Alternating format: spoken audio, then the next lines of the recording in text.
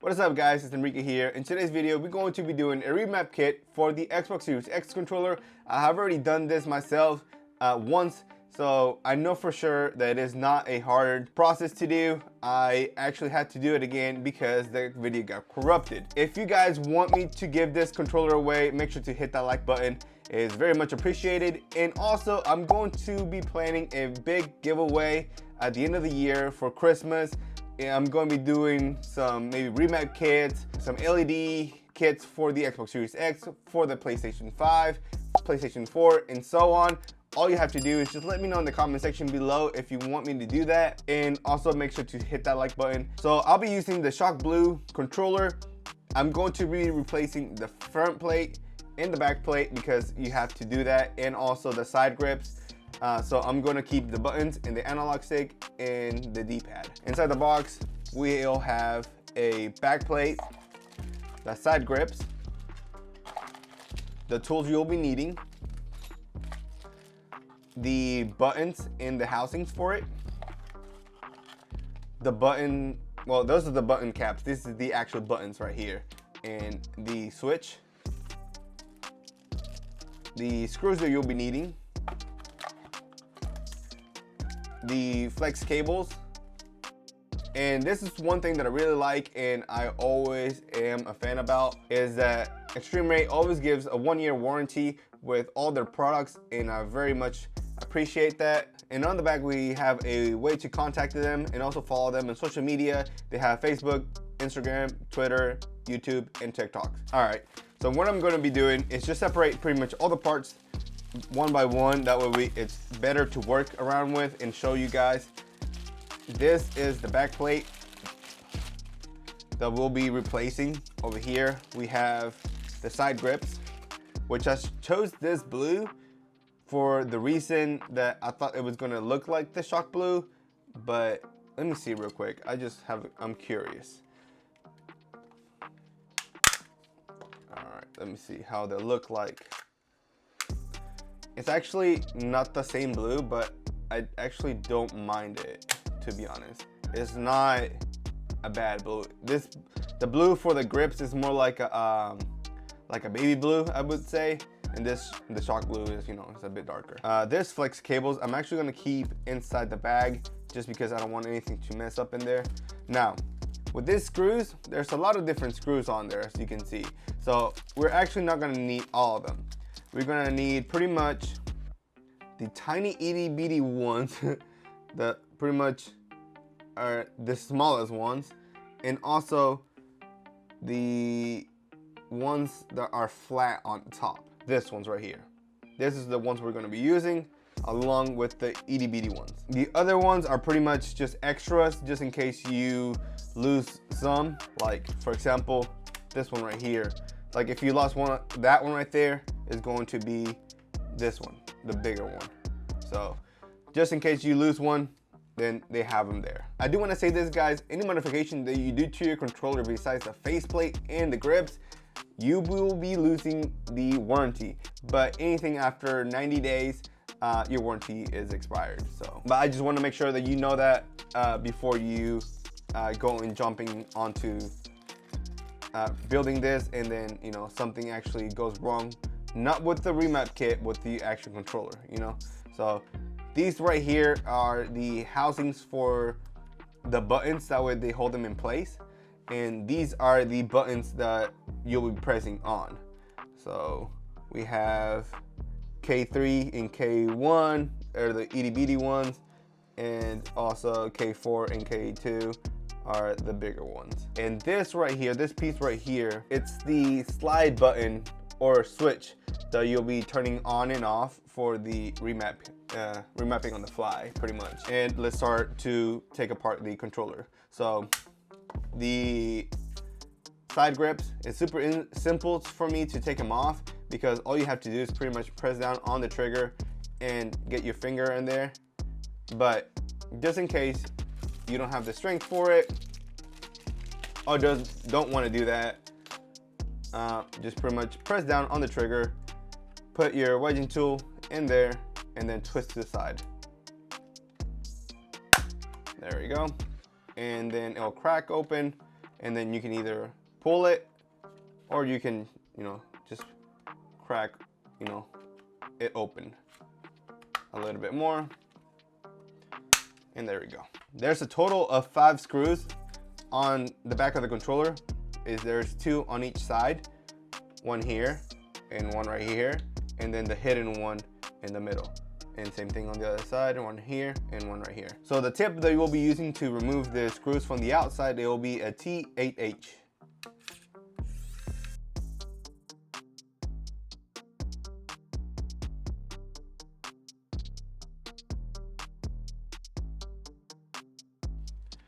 Alright, and we'll take this part off. And then we can take the faceplate off. Let me see how it looks with the other one real quick. Hey, it doesn't look bad at all. It actually looks pretty sick. Okay, so we're gonna put that to the side. We won't be needing this anymore. Now, right here on this back plate, we're actually gonna be using the positive and negative for the battery. So for that, I use my wedging tool and then pry from the bottom up.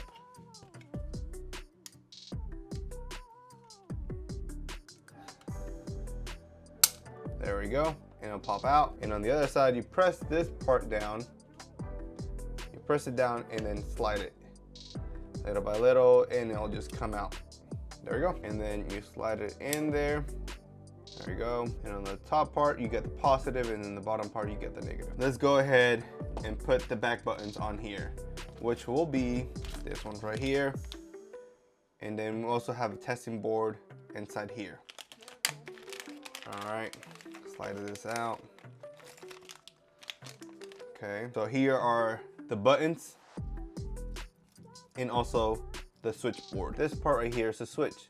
So pretty much that's how you turn on and off the ability to remap a button on the fly. So, and then this ones right here are the buttons that you'll be pressing on.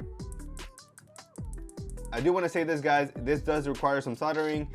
So if you feel like you can do it, I highly suggest it because it's actually not that bad. So I actually have mine right now at 400. I'm gonna put it to 360. I'm going to be using this part right here, which is the switchboard, and this little piece right here, which is the flat switch button or slide, you could say. So this little switch part is going to come out on this side. So we're going to lay it out with the switch part on the other side so it can slide. Alrighty. Now, I'm going to align this switch right here to the switch plate that we just put on there. This plastic right here, this plastic rod in there in the middle, right here, is going to go through here, through the hole. There you go. And now for this part, I'm going to be using a Phillips screw head and screw this plate down. Doesn't need a whole lot of pressure, just enough pressure to hold it down.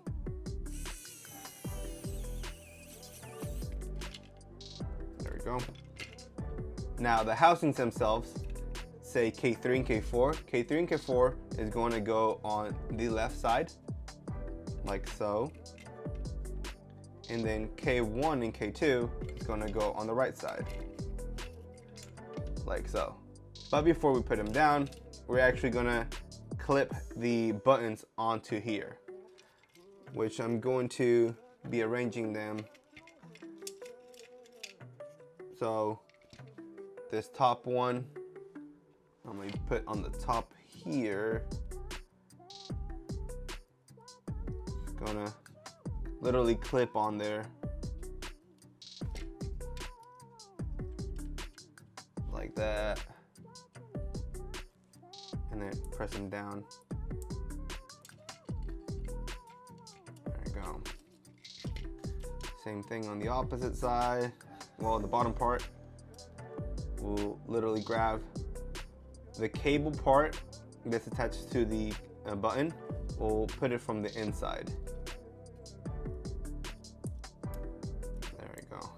So it'll look like that. To screw this part down, you'll be using the flat screws that look like that.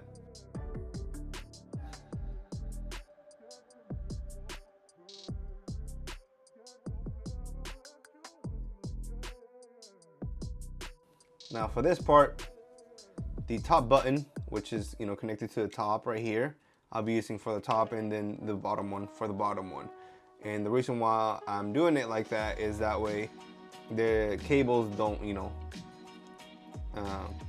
intertwine itself, So pretty much grab the button, grab this piece, and then pretty much clip it on to the back.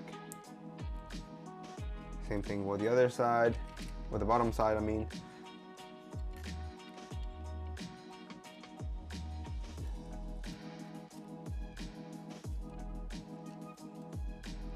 You clip it onto the base. There we go. And then now we screw it in place.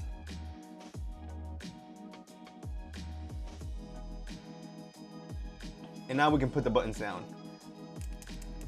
Sounds really good. Okay, now that we're facing it this way, K1 will be on your left side, and K3 and K4 will be on the right side.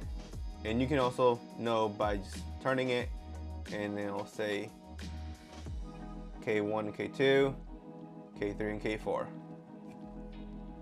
So, and you place them down kind of facing you, and it has to be straight. So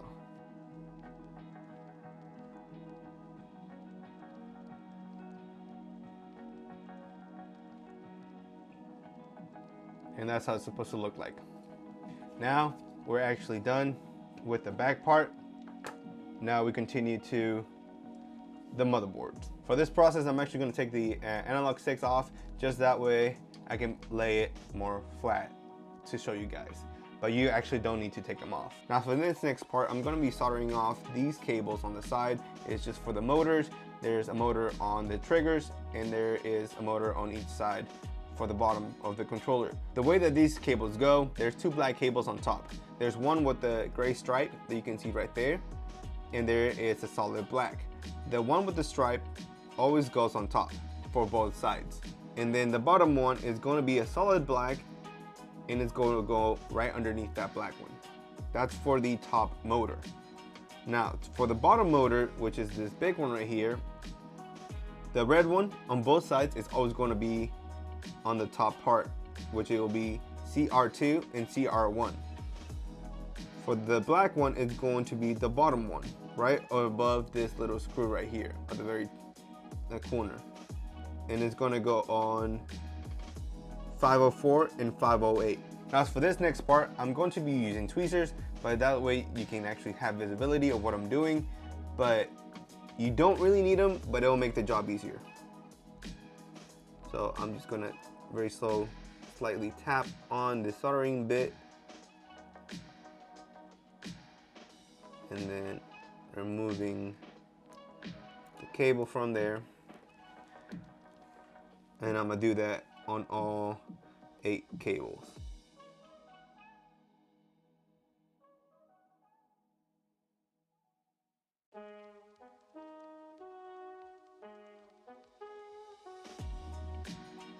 Now for this next part, we're actually going to be taking these little cable taps off here, and you can either do it with your nails or you can do it with a wedging tool, whichever one you decide with.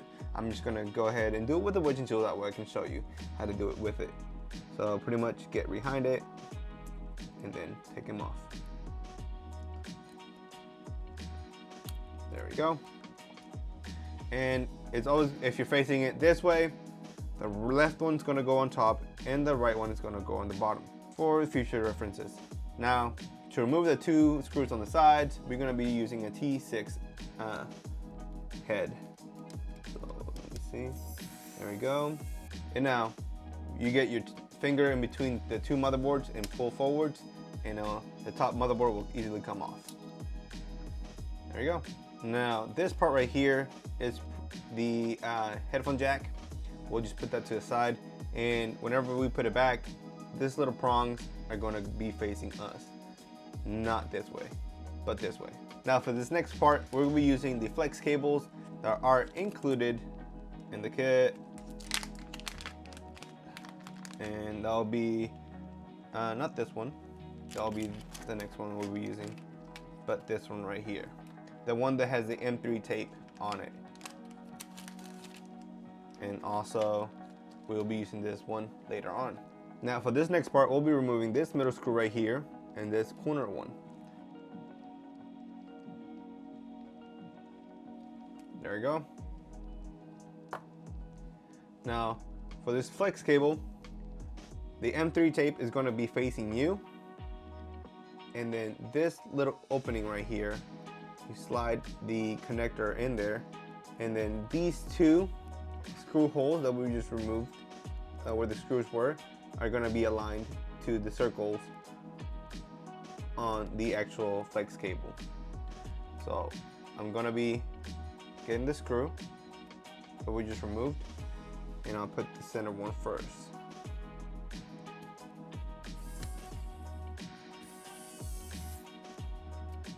And then I'm gonna put the corner one that we just removed as well. There we go. There we go. So the end results should look like that. So this is where the soldering comes in. All those like TP25, P2, TP22, TP21, TP23, all those little holes, we're gonna be doing a drop of soldering in there, and some as well on this side. You don't have to do much, it's just a little drop. If it has a TP number and a P number, you have to do a drop of solder there. Anything that is opening like this, there's no need to put anything there. We don't have to put any soldering there. Just where it has the hole for like TP16, TP19, TP35, and now on this side, you know, TP44, TP14, TP15, TP20, TP23, TP21, TP25, TP22, and P2. There is some numbers that have 2 holes. You need to put a drop of solder there on both holes.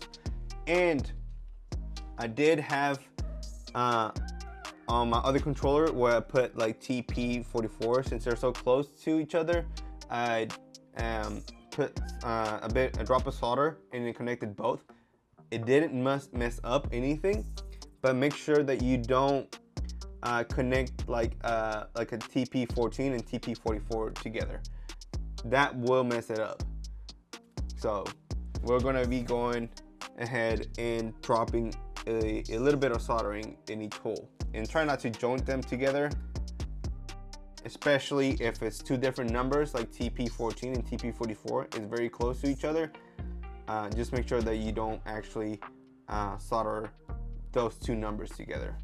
So I'm gonna go ahead and try my best to show you guys, but because it's so small, I might put my head in between, you know, the shots. So I'm actually gonna go ahead and do the top ones real quick.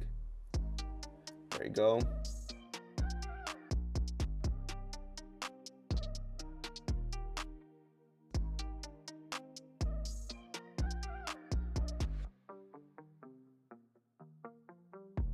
And that's how it should look like. If you can see close enough, this is the TP14, TP44, what I was talking about, that they're very close to each other.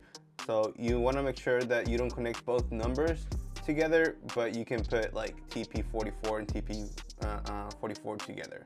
Like that happened with my other controller, which is here, and it functions just correctly. So now for this next part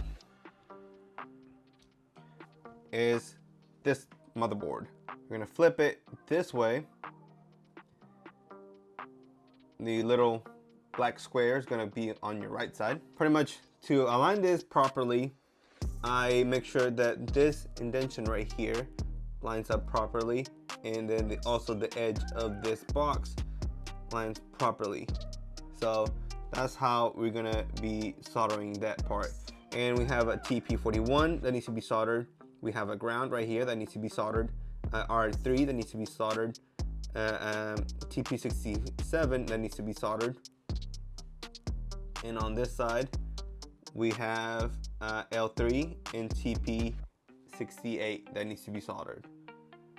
If it has a hole like this and it doesn't have a metal plating around it, we don't need to solder. This right here needs to be soldered because it has a actual plating around it. This one in the middle right here does not have to be soldered. It has a plate around it, so it does need to be soldered. That way you know what needs to be soldered and what does not need to be soldered.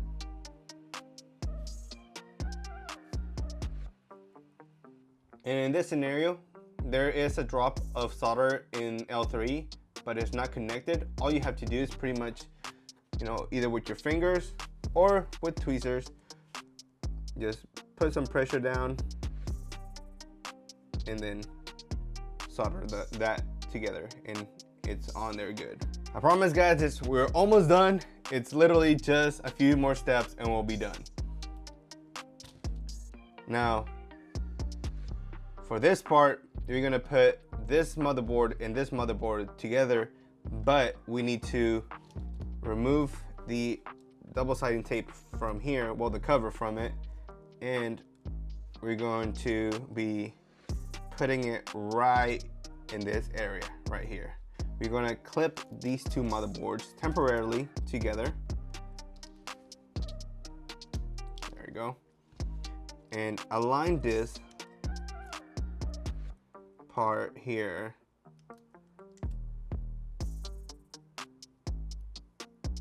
like so. So pretty much this line is gonna go straight here, and the openings right there. There you go. So right next to the other flex cable. So this black tip right here, we're going to be inserting it in this connector, and we need to open the gate first. So pretty much lift the black piece up and plug in the head, the black head in there, and then plug in this black tip right here. It's gonna go flat, and then you press this little gate down, and that secures the flex cable tight on there. We'll be using the tester board and also the white flex cable that is included on there. So it really doesn't matter which end you put it in where, as long as the blue side goes into the top right here like so, and then you press down on the gate. And now we're gonna flip this. So this side is gonna go into this little connector and then press down on the gate so it secures the cable in there. And now we plug up the controller via USB Type-C and then turn it on. It flashes on. Now we gotta make sure that all these little lights right here turn on. Now I have some that didn't turn on, like TP67, TP15, TP16, and TP19. So I have to look where those are at and actually add a little bit more soldering there. Now I unplug it, remove the testing board, and look for the numbers that I was missing, and then add a little bit of more soldering on there. Now this makes me really thankful that they actually include a testing board, so you know which are soldered properly and which ones are not. There we go. We turn it on, and now all the lights are turned on. Now you unplug the controller, and we'll put everything back on together, starting with the headphone jack. We'll put it in place. Remember, prongs up, and now we slide this top motherboard in there, like so. We get all the wires out from underneath, That way we can plug them up properly. And now we connect both motherboards together. There we go. Remember, like I said, these two middle wires right here, the left one goes on top and the right one goes on the bottom. They'll be connecting right there in those little holes. And now for the next part, we'll be soldering these cables back on there. The black one with the stripe is going to be the first one, and that's going to be going on 505 right here. And right underneath that, 506 is going to be the solid black one. We're going to go ahead and do that right now.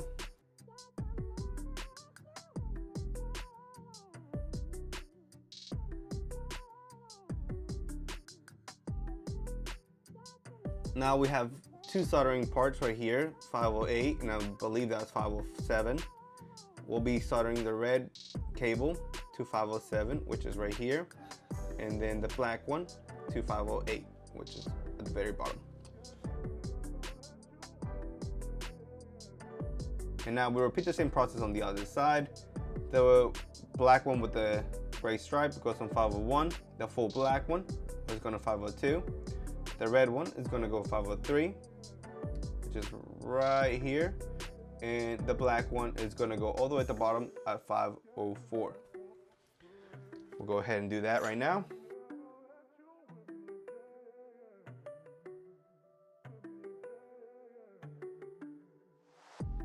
And we're technically done with all the soldering part. So the scary part is pretty much all done, in my opinion. Now we'll just screw back in place the top motherboard with putting the screw on each corner, which is right here and then right here. Now it's time to put these two pieces together, and it's literally done with just a single cable. So this right here, the plated part is going to be facing down and the black part is going to be looking towards us. So we'll slide it in the connector, make sure that it goes all the way in, and we close the little gate, that way the cable doesn't slide out. And now to test out that everything is connected properly, we'll connect the controller, and if you slide this slide switch right here to the right, it should turn blue right here, which it did. It really did. Woo! All right, so pretty much we're done with the remap kit. I'm gonna go ahead and put the back plate on there, put the analog sticks on there. Now the faceplate. This controller looks sick. Now we change the tip to a T8H and put the screws back on there.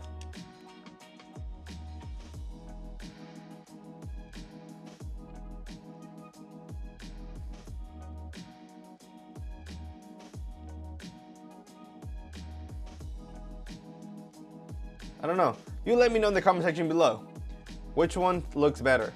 And actually, I might even go ahead and buy the trigger stops for this controller and give this controller away. But let me know by hitting the like button and, you know, in the comment section below as well, which color will look better on the grips. It's very simple, and you can actually do this remapping on the fly. All you have to do is turn the switches to the right side. Now hold whichever button you want to, and we'll say K2, and then hold A, K2, A. It'll flash 3 times on blue, and now every time I press K2, it'll act as A. Now if I press K2 and A, it'll flash red, indicating that the remapping is deleted, pretty much reset to nothing. And now if you want to save those settings, all you have to do is slide this to the left, and now the settings are saved. And you can use these buttons however you want them. Now if the slider is to the right and the light is still blue, it's still on remapping mode, meaning that if you press any buttons, it won't act as anything because you're still remapping them. So the switch has to be to the left and the light has to be off for you to actually use the back buttons as any button that you want it to. These are the buttons that you can remap. You can remap pretty much everything but the share, options, capture, and power button. Those are the only 4 buttons that you can't remap. You can remap the analog sticks, X, B, and Y, the D-pad, and also the triggers and bumpers. You can remap all these, but besides these 4 buttons right here. This is the other remapping kit for the eXtremeRate. As you can see, it does have a different button, which I actually like. This one is better in ergonomic design. Like, it fits your hand perfectly, and whenever you press it down, it's literally like right where your finger lays. And especially this little one, to me, I feel like since I have thick fingers and long fingers, it might be a slightly, like very slightly too small, but it fits perfectly for your finger to rest on the controller and press it. But this is how I hold my controller. With the middle finger, I'm pressing the top, and with the other one, I'm pressing the bottom button. In my opinion, it's a 10 out of 10. But you do have to keep in mind that it does take a learning curve to actually use this product, because like anything, you might not be used to a remap kit. I'm not used to this specific one and anything on the Series X controllers, because it hasn't not been anything until now. I feel like this remap kit was very simple to put on here. It did take me an hour to put on this together. So if you actually feel like you don't want to do that and spend the $200 on a controller, then by all means go ahead. This remap kit comes at a cost of 40 bucks. So you actually are saving big time, and you actually get 2 buttons on each side. So I don't know, personally, this is a deal to steal, if that makes sense. And you know, I don't know, I really like this combination. So let me know what you think down below about this controller. Also guys, if you have any questions, make sure to leave them down in the comment section below. If you have any suggestions for the near future and what to improve, make sure to comment down below. That was it for this video guys. If you did enjoy it, make sure to leave a big thumbs up and subscribe if you haven't done that already. And I'll see you guys in the next one.